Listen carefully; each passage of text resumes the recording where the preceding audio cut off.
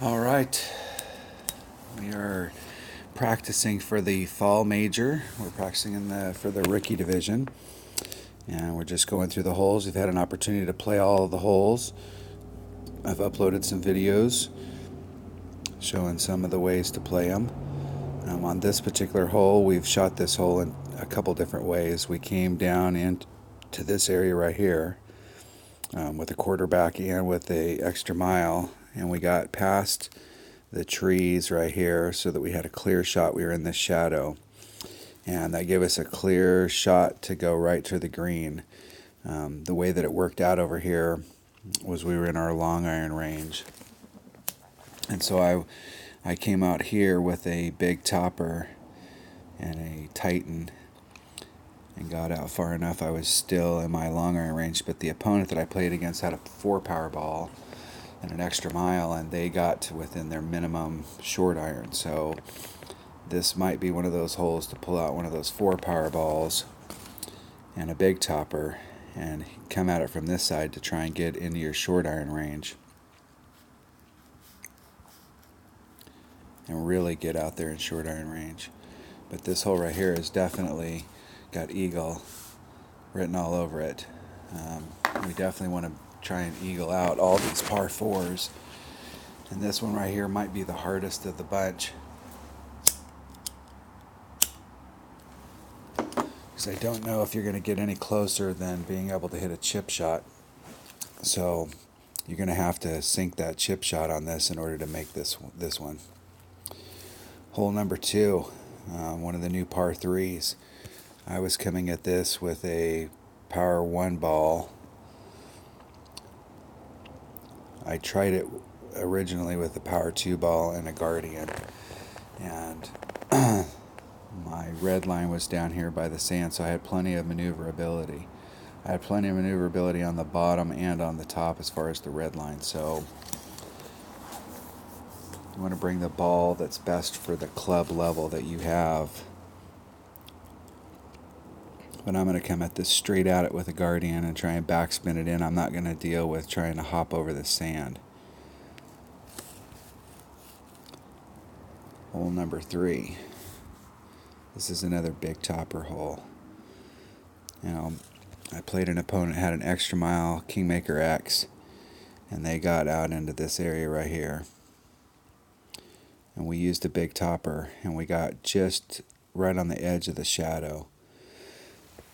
It was a long iron shot from there, but I'm thinking that if we wanted to use a 4-power ball, we had to, with the big topper, bounce from over here to get up to here. Our opponent with the extra mile was able to start on this side and go forward, but we still got more distance than them. So if we had a 4-power ball, it's still kind of a checkup right here. But that second bounce is going to go a little bit further, so we may be able to get down there. When you figure out the distance from here to the shadow, if you swing that arc, if I can get rid of that, if you swing that arc, getting way out here to the very tip may not help you. You want to kind of get about halfway in right here, up by right in that area right there. So you want to get a little bit more than what we got, and I think we'll be in our short iron range. If we can get these holes in our short iron range for the albatross shot, that's really going to be key. Hole number 4. Once again, I'm not going to try and bounce over this and try and deal with this sand or any irregularities in the bounce. So the bounce comes in and then it goes over here or it goes over here. I'm going to go right at the green with the Guardian. Hole number 5. Now this is a very interesting hole here. The way to do this hole, and from what I've seen, is if you're up here on this pad shooting down, it's a very difficult shot. You're so much higher than the hole. So what I've seen people do is try and run their ball past the hill here, and once it gets going down that hill, and gravity takes over, it'll roll it right down into the fairway on this side. Now ideally you'd like to be somewhere between these two sand traps, about at least halfway down. I've been over here closer to the sand trap, so we still have some work to do on this hole, but I think the way to do this hole is to use as much topspin as you can to try and get it going towards this hillside. Once it goes over the edge, even if it's going really slow, it'll roll down that hill pretty easy. This is going to be a difficult hole for people who use the ring method if you're up here at the top, because it doesn't allow you to zoom in close enough and be able to adjust the wind like we normally do. If you end up in these trees, all of these trees are in play. So if you end up in these trees, the best bet is to not try and go towards the green, but to bring it out here and set your ball up out here at the top of this hill and try and side spin curl it to get it going down the hill and get it back into play. That'll be the only shot that you have of picking up your birdie if you do end up in the trees. Hole number 6. Now, hole number 6 is, once again, it's trying to get out here as far as you can. Now I've shot this shot with a quarterback extra mile, big topper, and just about anything's going to work here. Your goal is to try and get out here far enough on this that you clear these trees so that when you're doing your approach shot to the hole, it's an absolutely straight in shot. You don't have to do any curl or anything to go around the trees. I don't know why that brush isn't working.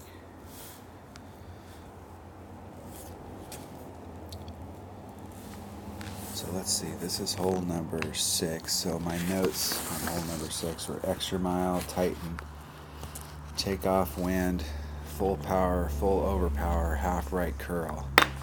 So when we did our drive shot, I set it up where I wanted, and I set it up a little bit more towards the left because we're applying right hand curl. And then once I got it set up, I took the wind out of it and then did a full overpower with a tighten and ended up safely far enough away from this rough. And I was right up, there's a ridge right here, and I was just right to the right of that ridge. My opponent at the time was a little to the left of the ridge, and they were still able to get on from there. But the key is to try and get out there far enough that you clear these trees so you have a straight in shot to the green. Hole number 7.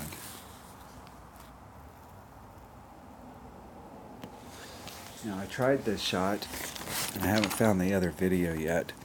I posted a video coming at it from this direction here. You're using your long iron, and I came at it with a Saturn, and then just rolling it down the hill and wrapping it around these trees and coming towards the pin. I did try another shot.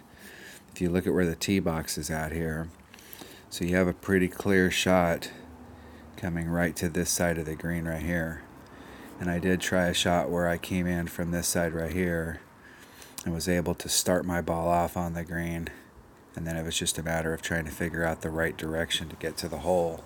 And I think this might be a safer way to go because you've got more stuff down here that you can use for landmarks for your ring. So for instance, you may have the white ring right up here against the transition between this rough, and then you can make adjustments from that point. It may be a little bit easier when you're down here. If you hit a great ball to the, if you're down in this area right here and you get a great ball to the left, you're going to end up clipping the tree. If you hit a great ball to the right, because of the way that the fairway moves here, you could end up in the sand or over here on the edge. So if you come at it from this angle, we may be able to eliminate those and have a much safer shot. We may have less of a chance of making a hole-in-one, but these par 3s can ruin your round. So it's always best to try and figure out the safest way to play them and then try and dial that in. So the next few times I play this hole, hopefully I can get one that I can get a video on where I'll come at it from this side over here. This hole here, once again, these platforms, if you're up here on this platform or you're up here on this platform, shooting down to that green is extremely difficult. So ideally, you want to try and get on the green at one. Now, the first 2 or 3 times I played this hole, I came at it from this side over here. And you're going to be right down in this area. I was using an extra mile on a Titan. And this is definitely an area for one of those big 4 power balls. And then trying to top spin, side spin, curl it towards the green. Just getting it anywhere out here on the fairway is going to give you a pretty nice chip shot. I did play an opponent that came at it from this direction. There is a gap in the trees right here and ended up really nice right off the apron. I was using a 3 power ball. My opponent that came at it from this direction was using a 4 power ball. The last time I played this hole, I used a big topper and a Titan, and a Kingmaker probably would have been a better choice. And I started off down here at the end of these trees and using side spin and top spin, trying to bring it back down around as it gets out on this and roll it down towards the hole. And what I did was I didn't quite pull it out far enough so that I could apply all of the side spin and curl. And I only put on about 2, maybe 3 top spin, and I ended up just right about here on the rough. And what I was trying not to do was to try and put too much top spin that I'd end up in the sand. So I was just trying to get it right in here in between them, for that pitch. But the next time I play this hole, I'm going to come out just a little bit further. I'm going to come out as far as I can. And I'm going to apply all the side spin and all the curl. And I'm going to put on about 4 top spin and see if I can bring it more into this area. But we definitely don't want to take a great shot like this and then end up in the sand on the back side of the hole. That's like slap in the face. But this is definitely a hole here that you should be able to get on in one without using any big power balls that you could save for another hole. So that's the whole goal here. There's some of these holes, those new 4 power balls or even a 5 power ball would rock. But if you can figure out how to play that hole using a Kingmaker or a Titan and the standard balls and achieve the same result, then you can save those good balls for a different occasion. And so it's always best to try and figure out ways to do it. Sometimes it doesn't work out and you just go, hey, I'm going to need a 4 power ball. But I really think on this hole that you can get it done in several different ways without having to pull out one of those 4 power balls. But this is definitely a hole we want to be thinking eagle on for sure. Hole number 5. This is another one of those holes we're trying to get down here as far as we can. So once again, this is one of those times when that 4 power ball could come into play. And what you're trying to do is you're trying to get so far down here that once again you're trying to clear this row of trees so you have a straight in shot at the hole. And so on this one, it's a 3 to 4 power ball with an extra mile to get down there. With the big topper, I was bouncing it from here over. With the extra mile, I was able to start on the other side, and it seems like I did pick up a little more distance with my extra mile. And I don't think I was doing full overpowered shots. I think I was just doing normal shots, but I'll have to go back and watch the video on that. So just as a general, we should be looking at -2 on this. That should be our goal, and it's doable.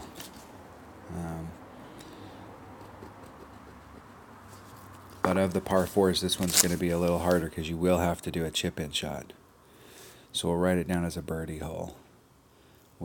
We want an eagle. This is definitely a birdie hole. Hole number 3.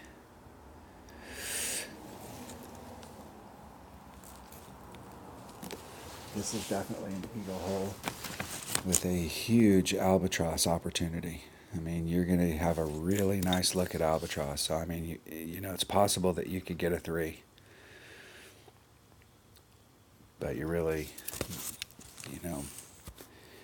you're going to get a 2. I mean, you can't think of getting anything less than a 2. You need an eagle. but you are going to have a nice albatross shot.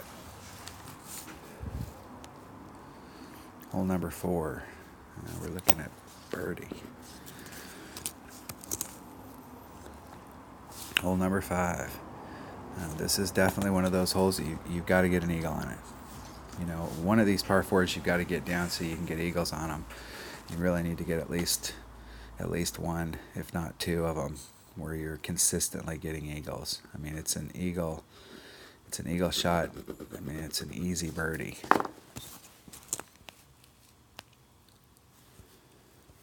Hole number 6. Once again, this is one of the par 5s you're going to have an awesome albatross shot at, but you've got a very easy eagle. Hole number 7, another par 3. This one here is definitely a birdie shot.